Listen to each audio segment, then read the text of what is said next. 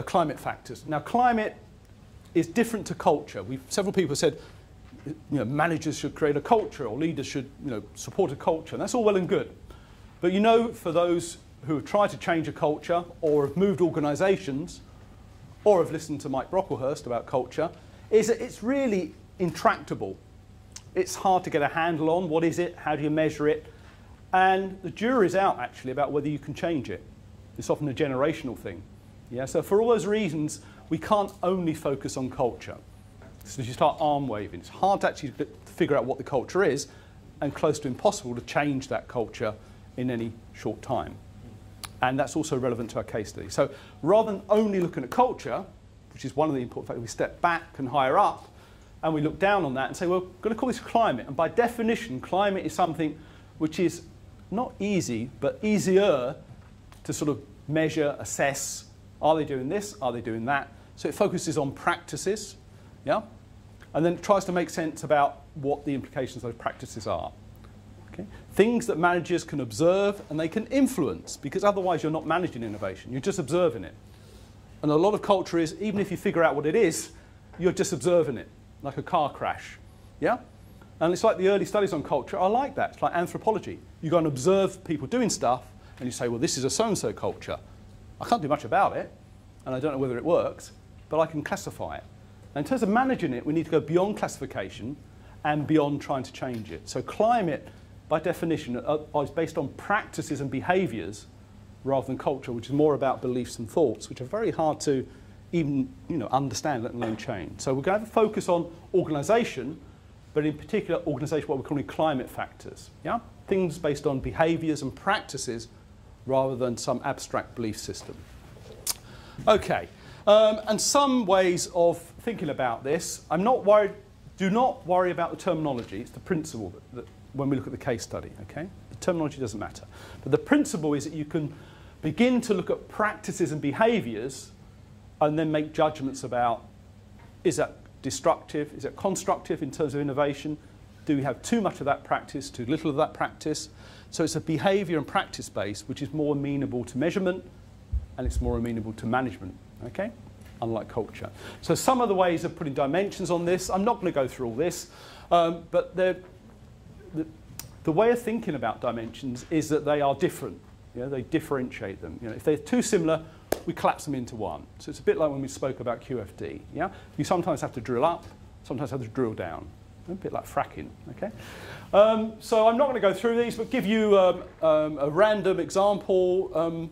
Trust and openness. That's a nice motherhood statement. Trust and openness. Yeah? How can that possibly be a bad thing? Well, let's go back to a universal diagram. Yeah? Our universal diagram tells us that too little of trust and openness. Yeah? So if we have, if you like, none, very bad pen, and we have total, okay, we have some scale, which may be qualitative, it may be numerical, depending on how clever you want to get. But you get the idea that we try to assess it in some way. And like almost every one of those dimensions, you get that inverted U shape, yeah? Sort of curvilinear thing. So for trust and openness, if you have too little trust and openness, you get low levels of innovation. Yeah? Why is that? Why is that? If you have low levels of trust in an organisation, you get very low levels of innovation. What's the mechanism? Why do you think that is? Sorry? Not so much motivation, it's a separate variable. It's about trust at the moment, which is it's quite hard to measure, but you can measure it. Most times the process of innovation could start with silly ideas. Yeah. So you want to be able to say out a silly idea without being judged or condemned. Like an MBA class. Yeah. Not this one, a sort of abstract example. You're exactly right, yeah. So one element of trust is the ability to air ideas or concepts that may be fragile, they're not fully developed, share them with your colleagues, get feedback, yeah, and not get shot down in flames or derided or mocked, yeah. So that's one element, yeah. So if you have low levels of trust, you're less willing to share those concepts and ideas. So you're keeping them to yourselves. Yeah, I'm not going to tell you because you're going to take the mickey because it's not well thought out. You're going to criticise and it's a very fragile, and I personalise it. So that's a very good example. Any other reasons why low levels of trust? Yeah. I mean, obviously, control. Yeah. What you're supposed to think about, what you're supposed to suggest, what kind of ideas are expected, and there was this kind of discussion going on here. Yeah. And I mean, if you don't, I mean, it's a Russian saying, isn't it? Yeah. Trust is good, but control is better. So obviously, I mean, you get very polarized thinking. Yeah, and that's more like your earlier inversion. We talked about empowerment. That's the first version of that graph, if you remember. The same idea. You know, empowerment's different to trust, but it is a function of trust. You know, I'm willing to empower you if I trust that you're going to do something worthwhile, and that's different to the sharing and opening him. But it's another attribute. Low levels of trust. I'm not going to devolve responsibility or let you do stuff. I'm going to micromanage you. Yeah. And too much, I do something stupid. Well, yeah, let's move on to the other. So they're the sorts of reasons why down here not much happens, yeah, with my very bad pen. Dash behind stage there, see if there's any better. Got your 3D glasses, red and, okay. Multimedia presentation. On the other extreme, how can you have too much trust? This is a crazy idea, crazy Anglo-Saxon idea. How can you have too much trust? Should we do a trust building exercise? No, let's not. Okay.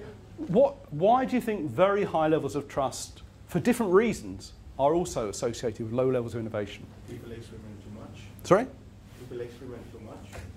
They do what too much? Experiment with ideas too much or innovation. Oh yeah, a bit like the lack of focus. There's too much going on. People, yeah, if you take the too much empowerment, if you like, is that we're allowed to do anything, which is not far off academics actually, but you know, you don't have to do almost anything until you sort of hang yourself. So, yeah, you basically get lots and lots of, I wouldn't call it experimentation, but random walks around, yeah, and no control or direction or responsibility, like R&D, yeah. In the environment, you know, your bosses, too much trust, Yeah. you know, they tend to pay no attention, you know, like a sit back and you just let you, you know, freelance almost. Yeah. I think you need some, you know, good amount of attention, you know. Yeah. Caution. That's a different observation. See, one is about this randomness, yeah? The other, that's a different observation. It goes back to what we were talking about earlier about things like sponsorship, senior management involved. That's more about, you know, somebody's watching me, I'm responsible for this, things are expected of me. And that's different, so you're right, that's a hierarchical thing. So that's another dimension where you could have too much or too little. I would say, I mean, it was where it's abuse. Yeah? You know it's like a system, and you know that you can go away with it, and actually you can make yourself comfortable to say. Well, what about, let's drill down a little bit from the organisational level to, say, a group dynamic. So a lot of projects, development projects in groups. How can you have too much trust in a group? If you have too much trust, you don't have challenge. Without challenge, you'll lose the ability to innovate. Yeah, yeah. I mean, we've unpacked it because it has a separate explanatory power. It's such a, you're dead right, conflict, constructive conflict and debate within the context of trust, which goes back to your point, is that you can have arguments, and to outsiders it feels like, my God, that was so unpleasant, yeah? And yet it's in the spirit of getting something better. Now that's very different to having, if you like, too high levels of trust, where people don't debate and conflict because the social process have overtaken, yeah? So it's completely different, it becomes dysfunctional, that people don't challenge. They think, yeah, I trust you, you're a clever guy, or I've worked with you for 20 years. Fine, if you think, we'll go with it, yeah? There's no sort of, well, how would that work in a constructive way rather than deriding people. So too much trust, by different mechanisms, you get a similar endpoint, yeah? And you find that, if you go through these, you get very similar relationships. So the trick is often of one of calibration. You know, where are we? Do we have, yeah, too little, or do we have too much? And so therefore, what sort of practices do we need to either discourage or encourage?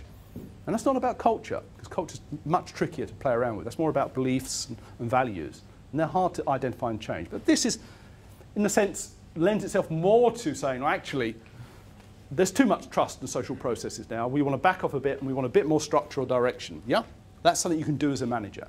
And that's why we think climate's a better way of discussing these organisational factors than things like culture and such like. Because you can intervene's a bit strong, but you can influence, often quite strongly, behaviours and practices. Whereas you're really not going to change people's beliefs in most cases, other than by hiring or firing. Yeah? So what